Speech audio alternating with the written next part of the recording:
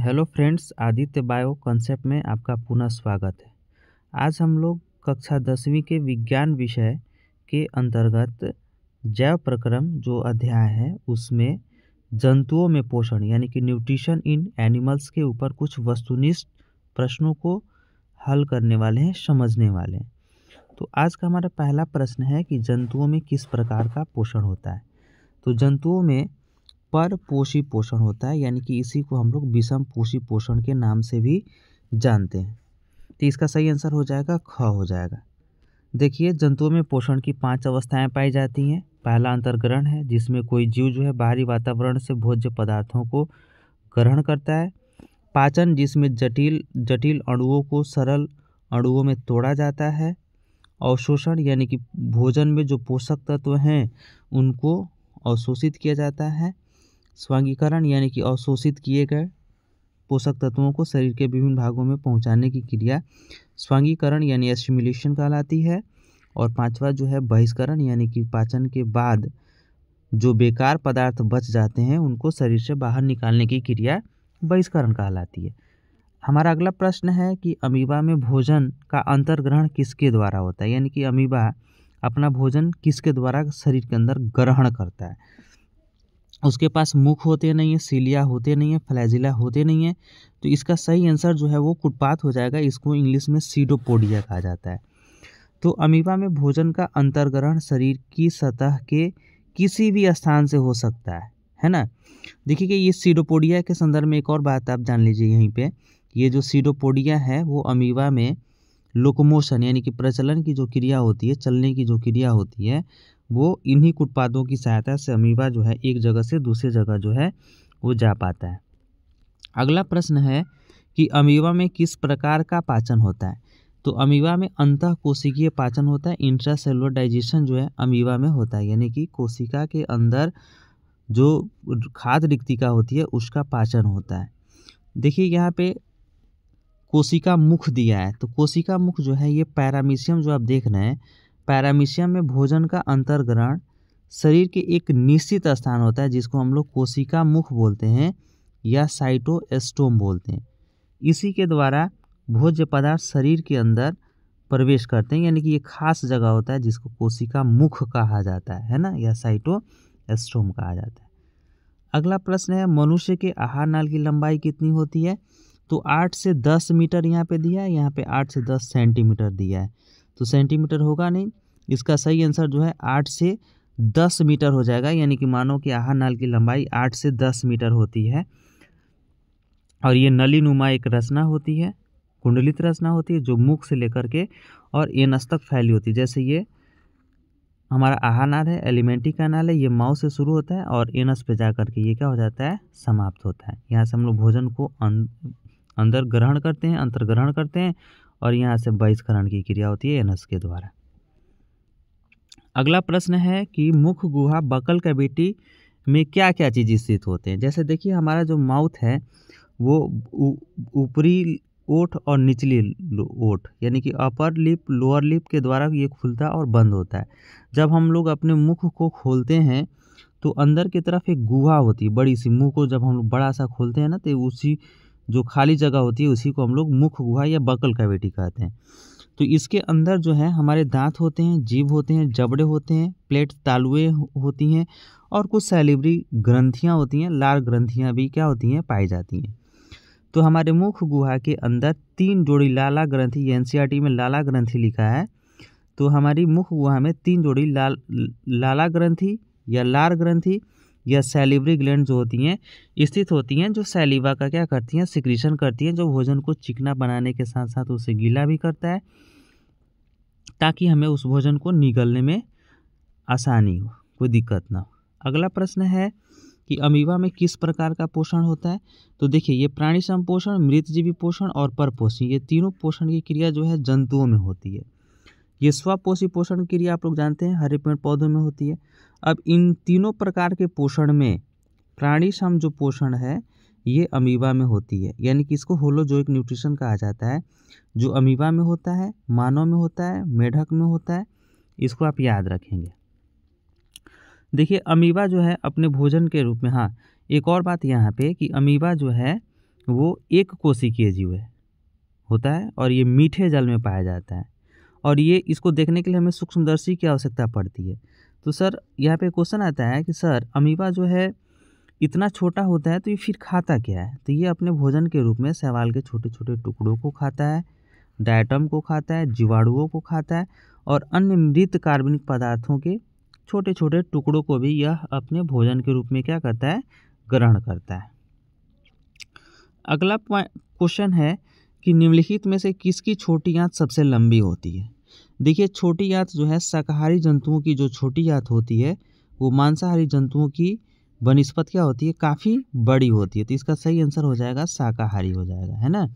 जैसे हम अपने शरीर के छोटी आंत की बात करें तो इसकी लंबाई 6-6.5 मीटर के आसपास होती है ना? और इस नली का जो व्यास है 2.5 सेंटीमीटर होता है। जैसे इसकी लंबाई हो गई यहाँ से लेकर के और यहाँ तक 6.5 मीटर। क्लियर? अब ये जो नली जो आप देख रहे हैं इसका जो डायमीटर होता है, डायमीटर जिसको व्यास बोलते हैं, वो 2.5 सेंटीमीटर होता है। याद रखेंगे ये सेंटीमीटर है और ये मीटर है, तो लंबाई मीटर 6.5 मीटर और इसका व्यास जो है 2.5 सेंटीमीटर होता है। अगला क्वेश्चन है कि मनुष्य में भोजन के पाचन की प्रक्रिया कहाँ से शुरू होती है? देखिए मानव में यहाँ क्वेश्चन पूछा जा रहा है कि मानव में जो भोजन का जो पाचन होता है वो कहाँ से शुरू होता है? तो हमारे शरीर में भोजन का जो पाचन है वो माउथ से ही शुरू हो जाता है। यानी कि जैसे ही हम भोजन को अपने माउथ में लेते हैं, हमारे माउथ में होती हैं 3 जोड़ी लार ग्रंथियाँ होती हैं जहाँ से सैलिवा निकलते हैं। उस सैलिवा में एक एंजाइम होता है जिसको सैलिवरी एमाइलेज या टाइलिन कहा जाता है। ये सैलिवरी एमाइलेज या टाइलिन एंजाइम जो है हमारे भोजन में उपस्थित स्टार्च को माल्टोज में बदलने का क्या करते हैं? कार्य करते हैं। यानी कि हमारे शरीर में भोजन का पाचन मुँह से शुरू हो जाता है और ये छोटी आंत में पूर्ण हो जाता है, कंप्लीट हो जाता है भोजन का पाचन। अगला प्रश्न है कि हमारे मुख में कितनी जोड़ी लार ग्रंथियाँ होती हैं? तो हमारे मुख में 3 जोड़ी लार ग्रंथियाँ होती हैं जिसमें पैरोटिड ग्लैंड होती है, सब मैंडिबुलर होती है और सब लिंगुअल होती है। अब इसमें इन तीनों लार ग्रंथियों में जो पैरोटिड ग्लैंड जो होती है सबसे बड़ी लार ग्रंथि होती है और ये तीनों लार ग्रंथियाँ मिल करके प्रतिदिन 1 से लेकर के लगभग 1.5 यानी कि 1.5 लीटर लार का क्या करती हैं? स्राव करती हैं। ये जो लार होता है भोजन को गीला करता है, साथ ही साथ चिकना भी बनाता है ताकि हमें निगलने में आसानी हो। लार का जो पीएच मान है वो 6.8 होता है, यानी कि ये लगभग 7 से थोड़ा सा ही कम है। तो ये 7 से नीचे किसी भी विलयन का अगर पीएच मान 7 से नीचे है तो वह विलयन एसिडिक नेचर का होता है, अम्लीय प्रवृत्ति का होता है। और 7 से अगर एबव हो रहा है तो वो क्षारीय प्रवृत्ति का होगा, यानी कि बेसिक नेचर का होगा, है ना? तो ये 7 से थोड़ा सा ही कम है, यानी कि ये स्लाइटली एसिडिक होता है, थोड़ा अम्लीय होता है। अब देखिएगा ये छोटे बच्चों में अधिकतर एक बीमारी होती है जिसको मम्स कहा जाता है ना? ये मम्स जो है एक वायरल इन्फेक्शन होता है जिसमें वो पैरोटिड जो ग्रंथि होती है जो कान के पास होती है उसमें स्वेलिंग आ जाती है, उसमें इन्फेक्शन हो जाते हैं, है ना? और ये जो स्वेलिंग होती है वो पैरोटिड ग्लैंड में ही होती है ना? और इससे बच्चों में एक बीमारी होती है जिसको मम्स कहा जाता है। तो याद रखेंगे कि मम्स नामक जो बीमारी होती है ये पैरोटिड ग्लैंड में इन्फेक्शन या स्वेलिंग की वजह से होती है ना? अगला प्रश्न है कि लार में कौन सा पाचक एंजाइम पाया जाता है? तो लार में जो है आपका ये एमाइलेज एंजाइम पाया जाता है, सैलिवरी एमाइलेज एंजाइम पाया जाता है। ये इसके संदर्भ में कुछ बातें हैं कि सैलिवरी एमाइलेज को टाइलिन के नाम से भी जाना जाता है, जो भोजन में उपस्थित स्टार्च को माल्टोज में बदलने का कार्य करता है। यह भोजन के साथ मिलने वाला पहला पाचक एंजाइम है ना? जो हम लोग भोजन करते हैं उस भोजन में ये सैलिवरी एमाइलेज पहला एंजाइम है जो भोजन के पाचन में मदद करता है। सबसे पहला यही एंजाइम निकलता है, उसके बाद आमाशय से भी एंजाइम निकलते हैं, पेंक्रियाज है, हमारा लीवर है, स्मॉल इंटेस्टाइन है, ये सब अलग अलग जगहों पे ये सब भोजन के अलग अलग अवयवों का पाचन किया जाता है ना? 11वां प्रश्न है कि मृतजीवी पोषण में भोजन का पाचन कहाँ होता है? तो मृतजीवी पोषण में भोजन का जो पाचन है कोशिका के बाहर होता है ना? यानी कि कोशिका के बाहर जो मृतजीवी होते हैं कार्बनिक पदार्थों को अवशोषित करने से पहले उन्हें क्या करते हैं, बाहरी रूप से पचाने के लिए एंजाइम स्रावित करते हैं और तत्पश्चात वे पोषक तत्वों को क्या करते हैं, पोषक तत्वों यानी कि भोजन को ग्रहण करते हैं। यानी कि इसका सही आंसर हो जाएगा कोशिका के बाहर। तो मृतजीवी पोषण में भोजन का जो पाचन है वो कोशिका के बाहर होता है, यानी कि इसका सही आंसर ख हो जाएगा। अगला प्रश्न है, प्रोटीन का पाचन आहार नाल के किस भाग में सबसे पहले शुरू होता है। तो प्रोटीन का जो पाचन है आहार नाल के सबसे पहले आहार नाल के अमाशय से शुरू होता है। अमाशय से ये पेप्सिनोजेन नामक एंजाइम निकलते हैं जो प्रोटीन को छोटे छोटे टुकड़ों में तोड़ने का कार्य करते हैं। तो इसका सही आंसर घ हो जाएगा। हमारा 13वां प्रश्न है कि मानव में अस्थायी दांत कितने प्रकार के होते हैं। तो देखिए, मानव में अस्थायी दांत जो होते हैं वो 4 प्रकार के होते हैं, है ना। तो मानव में जो अस्थायी दांत होते हैं वो 4 तरह के होते हैं, है ना। इंसीजर, केनाइन, प्रीमोलर और मोलर होते हैं। मानव के दांत डाइफियोडोंटिक होते हैं, यानी कि ये जबड़े में 2 बार आते हैं, है ना। जबड़े में 2 बार आते हैं। एक हमारा मिल्क टीथ होता है, और मिल्क टीथ जब वहाँ से रिप्लेस होता है, हटता है, तो उसके जगह पे परमानेंट टीथ आ जाते हैं। अब ये परमानेंट टीथ जब टूटेंगे तो फिर इसके जगह पे तीसरी बार दांत नहीं आएगा। तो हमारे जबड़े में 2 ही बार दांत निकल सकते हैं, इसलिए इसको हम लोग डाइफियोडोंटिक बोलते हैं। हेटरोडोंटिक कहने का मतलब कि हमारे ये जो दांतों के जो 4 प्रकार होते हैं, इंसीजर, केनाइन, प्रीमोलर और मोलर, ये जो 4 प्रकार हैं, ये 4 प्रकार के जो स्ट्रक्चर हैं एक दूसरे से अलग अलग होते हैं, इसलिए ये हेटरोडोंट होते हैं।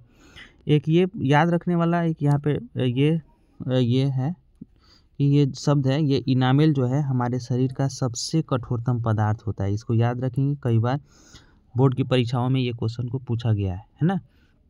अगला प्रश्न है कि मानव में बुद्धि का दांत कौन सा प्रकार होता है, दांत का कौन सा प्रकार होता है।